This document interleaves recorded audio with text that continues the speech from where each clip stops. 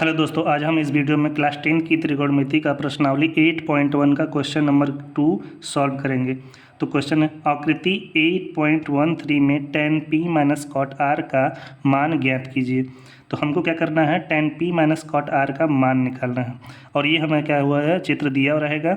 और अगर आपको इसका मान निकालना है तो आपको त्रिभुज की तीनों भुजाओं का पहले मान निकालना पड़ेगा। तो देखिए, समकोण त्रिभुज होता है, तो समकोण त्रिभुज के यानी 90 अंश के सामने की भुजा को क्या मानते हैं हम लोग, कर्ण मानते हैं। और इसके सामने की भुजा क्या हो गई, लंब हो गई। और ये हो गया हमारा आधार। यानी हमें कर्ण पता है, लंब पता है, लेकिन आधार नहीं पता है। तो आधार निकालने के लिए हम लोग पाइथागोरस थ्योरम का प्रयोग करेंगे। तो आपको पता होगा आधार का वर्ग बराबर कर्ण का वर्ग माइनस लंब का वर्ग। तो कर्ण का वर्ग माइनस लंब का वर्ग। अगर हमें आधार निकालना है तो कर्ण के वर्ग में से लंब का वर्ग घटा देंगे तो आधार निकल जाएगा। तो चलिए निकालते हैं। तो कर्ण का मान दिया है 13 सेंटीमीटर और लंब का वर्ग क्या दिया है, 12 सेंटीमीटर। तो 13 का वर्ग क्या होता है, 169 सेंटीमीटर स्क्वायर। सेंटीमीटर का भी वर्ग करेंगे क्योंकि अंदर होल स्क्वायर है। 12 का वर्ग होता है 144, इसका भी सेंटीमीटर का स्क्वायर। 169 में से 144 को क्या कर देंगे, माइनस। तो माइनस क्या आएगा, 25 सेंटीमीटर स्क्वायर। यहाँ पे आ जाएगा हमारा आधार का वर्ग। अब हम क्या करेंगे, आधार का वर्ग, और ये क्या होता है, 5 का वर्ग होता है। तो 5 सेंटीमीटर क्या हो जाएगा, पूरे का वर्ग। वर्ग से वर्ग कट जाएगा तो आधार बराबर 5 सेंटीमीटर। अब हमारा क्या निकल गया, आधार हमारा निकल गया 5 सेंटीमीटर। अब हमारे पास त्रिभुज की तीनों भुजाओं का मान पता है।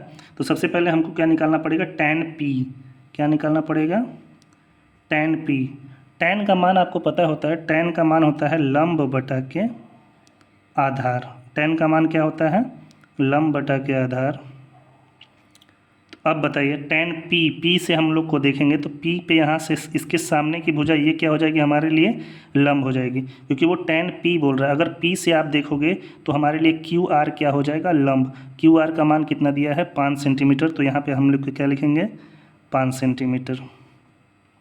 उसके बाद हमको लिखना पड़ेगा आधार, p से आधार। तो PQ हमारे लिए क्या हो जाएगा, आधार। तो ये हो जाएगा 12 सेंटीमीटर। सेंटीमीटर से सेंटीमीटर कट जाएगा, 5 बटा के 12। उसी तरीके से हम लोग काट R का मान निकाल लेंगे। तो काट का मान होता है आधार बटा के लंब। काट का मान होता है आधार बटा के लंब, लेकिन R को कह रहा है। ध्यान दीजिएगा, अगर R बोला है तो R के सामने ये भुजा हमारी क्या हो जाएगी, लंब हो जाएगी। ये हो जाएगी आधार और ये हो जाएगा कर्ण।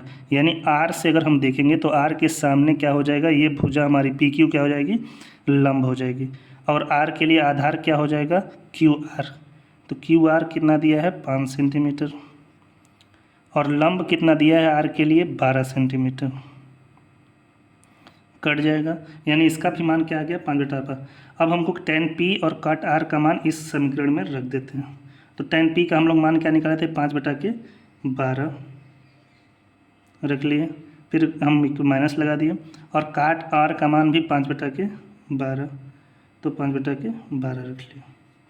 अब दोनों सेम होने की वजह से क्या है, फिर यहाँ पे एलसीएम निकाल लीजिए। एलसीएम कितना आएगा, 12। और यहाँ पे क्या है, 5 माइनस 5, यहाँ पे 0 बटा के 12, यानी हमारा 0। आंसर क्या आ जाएगा, 0।